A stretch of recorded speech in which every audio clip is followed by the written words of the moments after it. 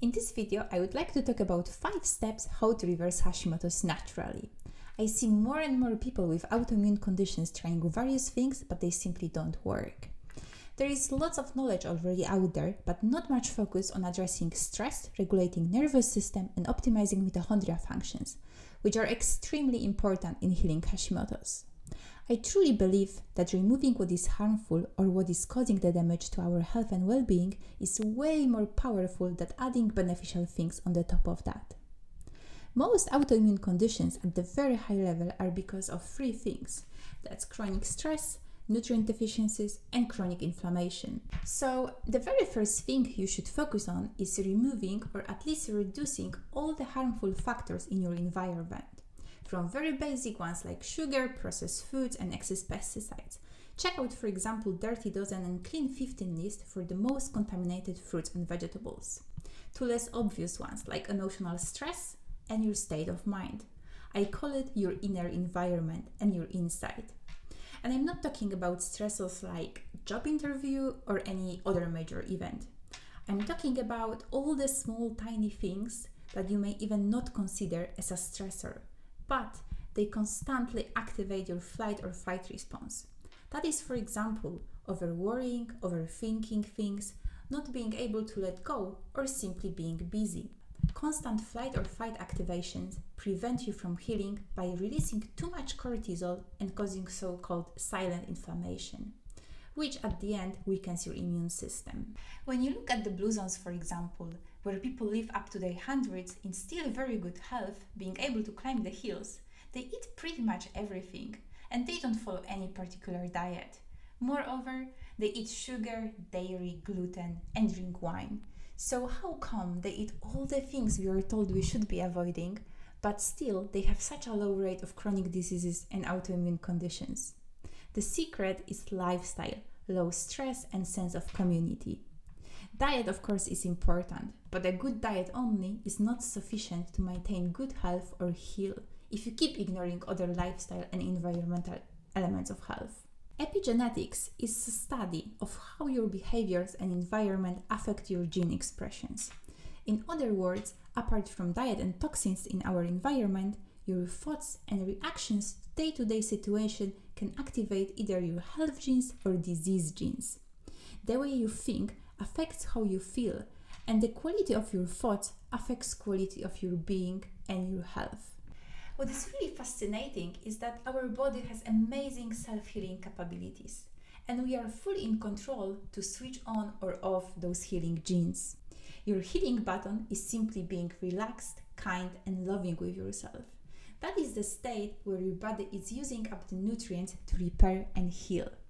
On the other hand, when you press your disease button, which is basically activating your flight or fight mode, your body shuts down all the essential processes, go into survival mode, and uses up twice more nutrients not to repair, but to make up for the damage and calm down inflammation caused by prolonged stress. You would be surprised, but prolonged stress also impairs your digestion, leading to more unhealthy metabolites that are toxic to our body. It means even more nutrients are needed to neutralize that effect. So, if you combine poor diet, low in essential nutrients, with overactivation of your flight or fight mode, it gradually sets you on the disease path rather than health and healing.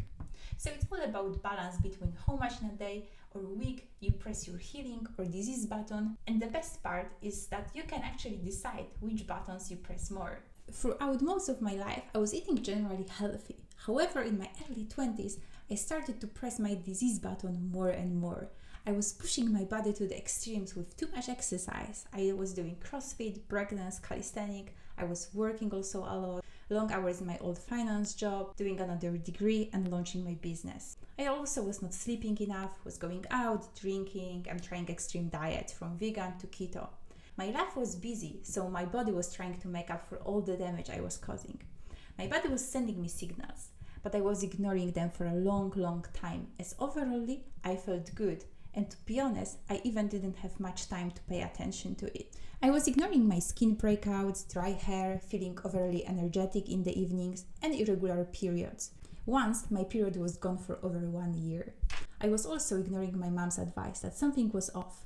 but I was too busy with everything else. I didn't listen to anyone or any advice until my thyroid slowed down and it started affecting my day-to-day life more and more. That was my turning point where I completely changed my life, as I realized that it's not a sustainable way to live. Since I remember I was into longevity, optimizing health and living my best life, but the way I was living, not talking about diet, I was actually accelerating my aging.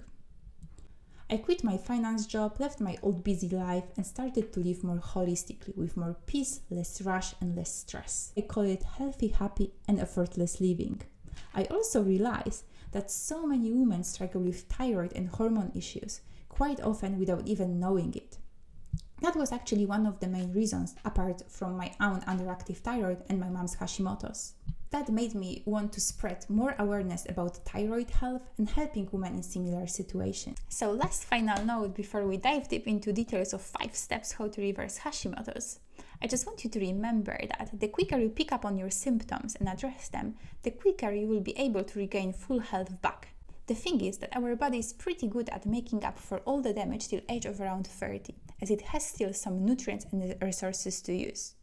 Most of the problems start after, when you deplete those reserves. This is where more and more symptoms start to appear. At the beginning, you may just feel a bit of less in energy, then you notice a bit of brain fog, more fatigue, more weight gain, or feeling anxious out of nowhere. It's completely up to you when you decide to take action, but the quicker you act, the easier it is to reverse it. Anyway, let's take a look on the 5 key steps of how to reverse Hashimoto's naturally. So the first step, I call it step 0, is to finding the root cause of your chronic inflammation and addressing stress. Leaky gut and gut dysbiosis are most prevalent sources of inflammation. That can be anything from lack of beneficial bacteria, SIBO, which is small intestine bacteria overgrowth, to more stubborn candida and yeast overgrowth. Apart from that, food intolerances, histamine buildup, parasites, and other gut pathogens like viruses or H. pylori, for example. Heavy metals, mold, and overall toxic overload are also quite common. A thorough analysis of your symptoms, past diet, and medical history can indicate the most common root cause, which can be confirmed by running the appropriate test. Full thyroid panel is absolute minimum to assess your thyroid condition. To get brief overview of common deficiencies, I like to run vitamin D, B12, folate, iron, ferritin, liver panel. That's the bare minimum, I would say. Next one, stress, my favorite one. I know that you may be surprised that addressing stress is the very first step, but think about it as growing a garden near your house. If you have poor soil and adverse environment, no matter how much you water the plant or how much sun it gets, it will be very difficult to grow a beautiful plant. What I mean here is that you have to create a favorable condition and solid ground or environment for healing and repair. What I mentioned at the beginning of the video, overactivation of your fight or flight response burns out your adrenals by constant release of cortisol, which leads to chronic inflammation. It also causes impaired gut function and immune function. By addressing stress, I don't necessarily mean removing all the stressors from your life, as I think it's impossible, to be honest. And we need to be realistic. What I mean is to improve how you react to stress and how you can build stress resilience so you can carry on with your life, but at the same time you allow your body to heal. So the next step is clean up your diet. As I mentioned earlier, removing whatever is harmful and causing inflammation is way more powerful than adding new healthy foods or supplements. The very common practice is elimination diet, or so-called AAP, autoimmune protocol. However, it's very restrictive and may not work for everyone. What I prefer is adjusted autoimmune protocol to account for each person's specific issues and main symptoms. You may, for example, exclude nuts and seeds, which most of them are considered inflammatory. But if your main issue is histamine intolerance, you may be reacting more to the healthy bone broth, as it's high in histamine, rather than walnuts that actually have pretty good omega-3 and 6 ratio. Elimination diet for sure is a good starting point, but flexibility is the key. We always should account for our own specific needs and imbalances to get best results rather than follow standard protocols, as with autoimmune conditions, usually there are a few other issues linked that need to be addressed. So let me give you a bit of insight in terms of what's a good Hashimoto's diet. There are a few points that we should consider. Going gluten-free and dairy-free in the initial phase is really important. Apart from that, variety of healthy fats like ghee, coconut oil, extra virgin olive oil, avocado are the safest and healthiest choices, I would say. Then quality grass-fed organic meats, plus avoiding soy and meat alternatives because they are full of nasty additives and things we don't want to put in our body. Then variety of vegetables for antioxidant boost, but be mindful with cruciferous vegetables. Then probiotics-rich foods like kimchi, sauerkraut, coconut yogurt or kefir, and using anti-inflammatory spices like ginger, turmeric for additional benefits. Last one, clean filtered water. We've added pink Himalayan salt for better hydration.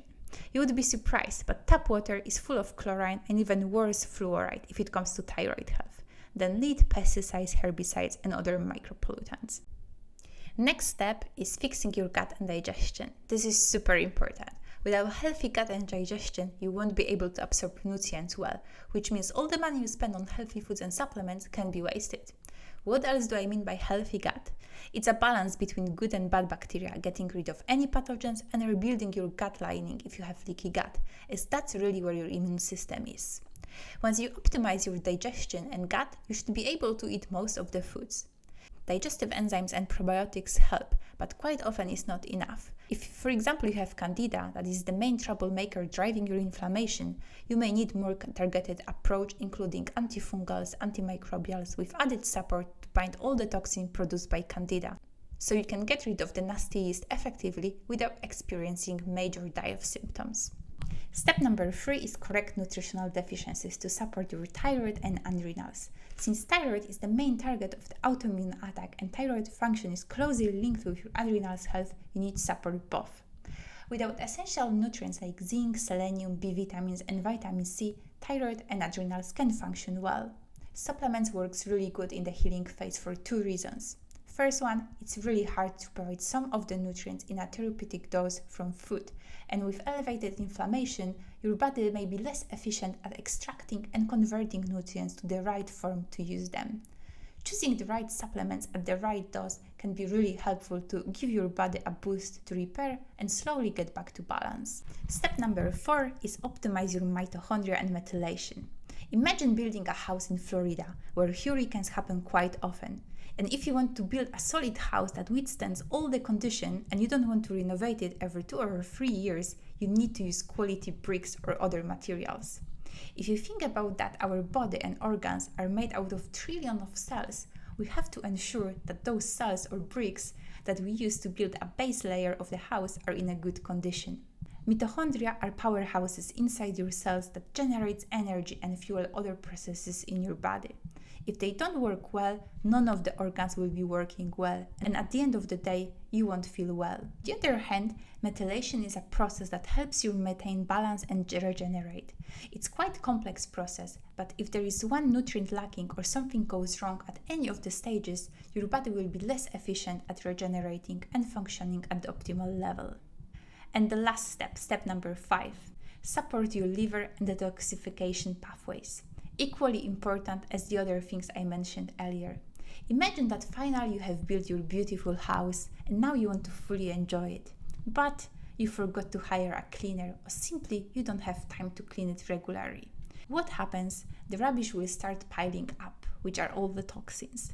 The smell starts spreading throughout the whole property, affecting all the rooms. Think about like your organs.